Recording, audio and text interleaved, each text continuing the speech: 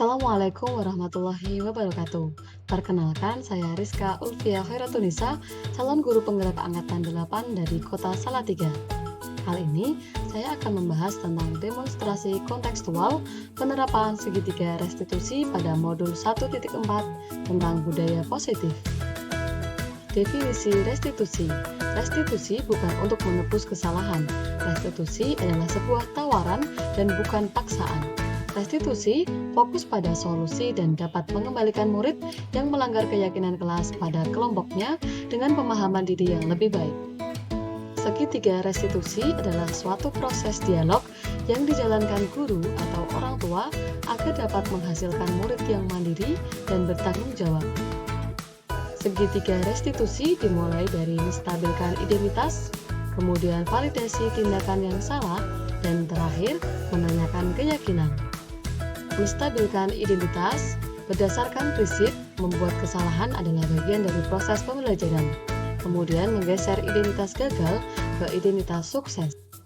Validasi tindakan yang salah berdasarkan prinsip setiap perilaku berupaya memenuhi sesuatu kebutuhan tertentu. Guru akan bergeser dari pemikiran stimulus respon menjadi proaktif. Mengenali dan mengakui kebutuhan murid akan memperbaiki hubungan dengan murid. Menanyakan keyakinan. Murid akan diberi pertanyaan-pertanyaan bermakna untuk memunculkan motivasi secara intrinsik atau dari dalam diri. Dan murid mampu mengaitkan keyakinannya dengan tindakan yang salah. Kali ini saya akan mempraktikkan segitiga restitusi pada kasus 1, yaitu melakukan plagiat dalam mengerjakan tugas. Kasus 2, sering tidak berangkat kegiatan ekstrakurikuler wajib pramuka. Skenario kasus 1. Kasus 1. Wildan adalah siswa kelas 11 yang mengumpulkan tugas menulis teks artikel, tetapi saat guru melakukan cek Turnitin ternyata presentase plagiatismenya cukup tinggi. Dikhawatirkan nanti akan menjadi kebiasaan buruk, yaitu tidak jujur dalam menyelesaikan pekerjaan. Sebagai guru, saya harus bisa menyelesaikan permasalahan Wildan dengan baik, menggunakan tahapan restitusi yang dilaksanakan pada saat jam istirahat. Berikut tahapan dan narasinya. Berikut adalah narasi dari tindakan validasi tindakan. Berikut adalah narasi dari menanyakan keyakinan. Setelah ini, kita akan menyaksikan video dari penerapan segitiga restitusi. Bagaimana kabarmu, Dek?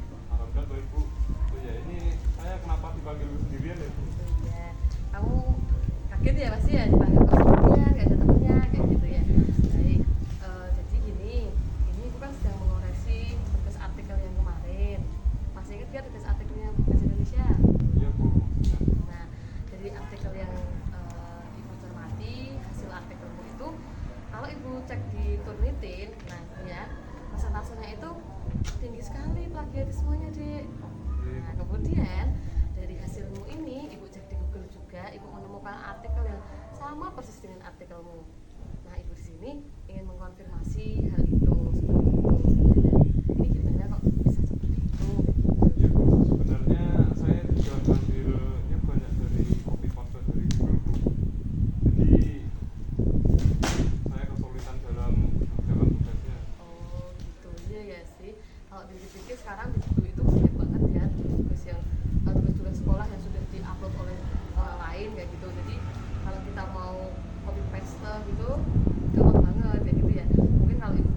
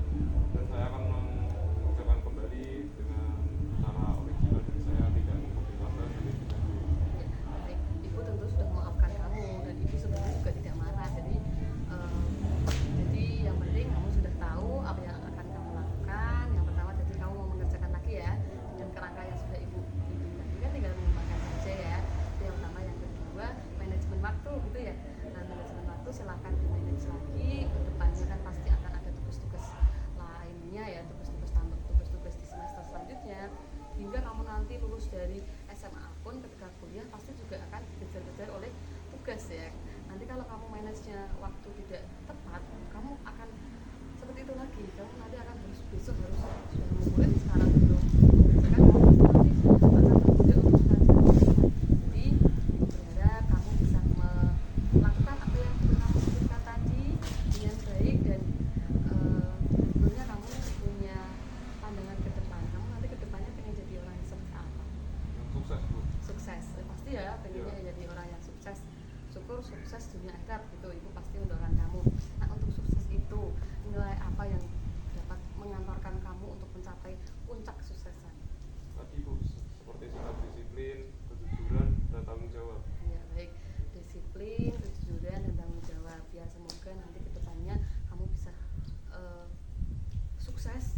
Ibu pasti mendoakan kesuksesan kamu, dan semoga kamu juga bisa menjalankan apa yang sudah kamu sampaikan itu. Itu ya. Bu, terima kasih banyak ya Bu. Ya, silakan kembali ke kelas untuk memperbaiki pekerjaan. Baik, Bu.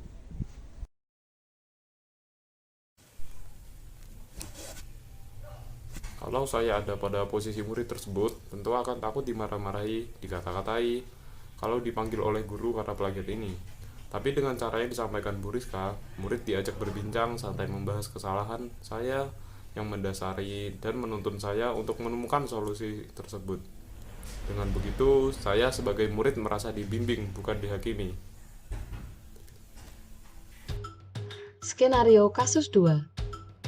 Tommy adalah murid kelas 10 yang memiliki kewajiban mengikuti kegiatan ekstrakurikuler pramuka. Tapi Tommy sudah beberapa kali tidak berangkat pramuka. Dikhawatirkan nanti akan menjadi kebiasaan buruk, yaitu tidak disiplin dan tanggung jawab. Sebagai guru, saya harus bisa menyelesaikan permasalahan Tommy dengan baik menggunakan tahapan restitusi yang dilaksanakan pada saat jam istirahat. Berikut narasi dari tahapan menstabilkan identitas. Narasi dari validasi tindakan. Narasi dari menanyakan keyakinan. Halo Tony. Halo Bu. Bagaimana kabarmu? Alhamdulillah baik Bu. Lama ya nunggu ibu ya? Enggak sih Bu, barusan. Abang-abang ada apa ya Bu kok saya dipanggil sini? Iya. Jadi gini, ibu itu sebenarnya pengen ketemu kamu karena ibu itu pengen ngobrol aja sama kamu. Kebetulan ibu habis ngoreksi laporan dari kakak-kakak Bandara. Nah, di sini ada nama kamu ya. Nah, nama kamu di sini tertulis bahwa kamu menjadi salah satu peserta didik yang tidak mengikuti kegiatan pramuka. Nah, kamu ingat nggak bulan kemarin, bulan ini saja kamu tidak berangkat berapa kali? 3 kali. 3 kali. Padahal satu bulan itu harusnya berapa kali pertemuan? 4. 4. Iya. Berarti kamu tidak ada separuhnya ya malah ya, nggak berangkatnya ya. Iya. Nggak apa. Nah, kenapa nggak berangkat? Minggu kemarin itu saya diajak sama kakak saya pergi ke Semarang buat jalan sama silaturahmi ke saudara saya. Oh, ke Semarang, Iya. luar kota berarti ya? Iya. Kalau ibu jadi kamu ya seneng diajak ke Semarang, jalan-jalan, bisa silaturahmi ya. Kalau ibu mesti ya langsung gas berangkat gitu. Nah, kalau minggu yang sebelumnya, Saya lupa. masa coba ingat-ingat lagi kira-kira ngapa nggak berangkat? Sebenarnya saya tuh nggak pergi kemana-mana Bu, saya tuh malas saja karena kan jam pelajaran kan selesai jam 1, sedangkan pramuka mulainya jam 2, jadi mending pulang aja, ngapain nunggu kan kelamaan gitu, jadi malas balik ke sekolahan. Oh gitu, jadi Iya. kan jam 1 selesai pelajaran ya, kelas Iya. 11 sama 12 pulang, sedangkan kelas 10 kan pelamukannya wajib, jadi harus datang ke sekolah lagi gitu ya. Iya. Kita mau bolak balik. Ya, mungkin kalau ibu jadi kamu ya males juga ya. Jam 1 udah pulang, makan, kenyang, jam tidur ya. Iya. Terus harus ke sekolah lagi untuk pramuka ya pasti ya males bolak balik kayak gitu ya. Nah, sebenarnya sama kalau ibu ya mungkin juga males juga, tapi menurut kamu kalau kamu melakukan hal seperti itu, apakah kamu sudah menjadi teman yang baik untuk diri kamu sendiri? Belum Bu, soalnya saya masih menuruti kemauan saya sendiri. Masih egonya masih besar gitu Iya. ya? Masih nurutin ego ya. Aku tahu kayaknya kamu punya alasan lain deh, lain itu ada nggak alasan lain dari yang tadi malas bolak balik itu? Coba ceritain ke ibu kalau malas itu kenapa? Sebenarnya tuh saat Jumat itu kan setelah Jumatan saya diajak sama teman-teman buat sparring futsal. Gitu. Dan kan apel itu Bu, apel penutupan dan pembukaan kan di luar, jadi panas jadi males gitu. Oh gitu. Iya. Iya. Ya kalau apel itu kan pasti di luar ya, Iya. kecuali kalau hujan itu bisa di aula, tapi kalau tidak hujan kan apelnya kan di lapangan, kamu kepanasan gitu. Iya. Padahal yang kepanasan kayaknya nggak kamu saja ya, Iya. kan ada Bantara juga kepanasan, teman-temanmu yang kelas 10 kepanasan, ibu sebagai pembina pun juga tentunya ikut kepanasan juga kayak gitu. Nah, menurut kamu sudah melakukan sesuatu yang sesuai dengan peraturan sekolah atau tidak? Belum Bu, soalnya saya masih tidak bertanggung jawab dan tidak mematuhi peraturan sekolah kan. Gitu. Ya, kira-kira dari situ kan kamu sudah tahu ya, kamu berarti tidak mengikuti peraturan. Nah, kira-kira kamu masih ingat nggak keyakinan dari sekolah kita itu kira-kira apa? Dan kira-kira ada nggak yang belum kamu penuhi? Ada. Iya. Sikap apa? Sikap seperti kurang bertanggung jawab, kurang disiplin gitu. Jadi kurang disiplin sama kurang tanggung jawab gitu ya. Iya. Nah, bagus, kamu berarti sudah menyadari itu hal yang bagus banget menurut ibu, kamu sudah menyadari. Nah, kira-kira nih ya, untuk kan tadi ada yang kurang tuh bagian tanggung jawab sama disiplin ya menurutku ya. Nah, kira-kira untuk memenuhi dari kekurangan dari bagian itu, kamu kira-kira apa yang kamu lakukan? Ada nggak yang bisa dapat kamu lakukan? Saya akan melawan kemauan saya sendiri. Dan saat pulang sekolah saya akan istirahat di sekolahan atau jajan di kantin untuk futsal bisa diganti lain hari sama teman yang lain. Oh gitu. Iya. Berarti lain hari kamu tidak perlu pulang ke rumah dan nggak bolak-balik, kamu di sekolah sama teman-teman gitu ya. Iya. Terus jajan di kantin juga atau bawa bekal. Nah, Iya. untuk masalah futsal gitu, nah kamu nanti bisa ikut di hari lain. Ada ya hari lain ya? Ada. Sabtu gitu kan ada? Iya, Kan? ada. Iya, baik. Nah, kira-kira nanti kalau kamu sudah ke depannya itu kamu pengen jadi orang yang seperti apa? Yang Nanti sukses. Iya. Ya, sukses. Pasti kamu pengennya sukses, Iya. bahagia, Iya. sukses dunia akhirat gitu ya. Baik. Kalau dari sukses itu kan ada jalanannya ya. Wong Iya. Jawa kan gitu ya. Iya. Ada jalanannya. Ada langkah-langkah untuk menuju sukses. Nah, menuju sukses sendiri itu, kalau menurut kamu itu kamu harus punya sikap yang seperti apa? Yang rajin, disiplin, jujur dan bertanggung jawab. Iya. Seperti itu. Baik. Berarti kamu paham ya apa yang ibu sampaikan saat Iya, ini. insya Allah. Jadi ya bagus, berarti ibu yakin kamu bisa menjalankan apa yang sudah kamu sampaikan ke ibu tentang disiplinan, tentang tanggung jawab, karena pramuka itu kan memang wajib ya, kamu juga Iya. tahu sendiri ya. Nanti kok juga sayang banget kalau nilai di rapot jadi kurang karena kamu males karena kamu males kayak gitu. Tapi kamu sendiri sudah tahu apa yang harus dilakukan, apa yang harus di langkah selanjutnya untuk memperbaiki itu kamu sudah tahu. Berarti kamu sudah paham apa yang ibu sampaikan gitu ya? Insya Allah saya sudah paham dan saya juga minta maaf ya, Bu, karena berkesalahan sama ini. Iya, nggak apa-apa. Ya baik, ibu sudah pasti memaafkan kamu belum minta maaf pun ibu sudah memaafkan, dan ibu juga tidak ada kondisi apa-apa kecuali kamu bisa sadar tentang kesalahanmu dan kamu juga sudah mencari solusi dari apa yang menjadi ganjalanmu tadi. Nah, sekarang silahkan kembali ke kelas, ikuti pelajaran selanjutnya gitu ya. Baik, Bu, saya akan baik dari hari-hari sebelumnya dan terima kasih banyak, Ibu. Iya, semoga kamu nanti pasti di kemudian hari kamu pasti akan menjadi orang yang sukses. Semangat ya. Terima kasih, Bu. Iya. Jika saya berada di posisi Tommy, saya pasti takut dimarahi oleh guru. Tetapi dengan cara yang diberikan oleh Briska, yaitu dengan menggali akar permasalahannya terlebih dahulu, lalu membantu saya untuk menemukan solusi jauh lebih plong, sehingga kita dapat melaksanakan kegiatan dengan lebih baik lagi. Dan tentunya dengan perbaikan yang kita temukan juga. Terima kasih.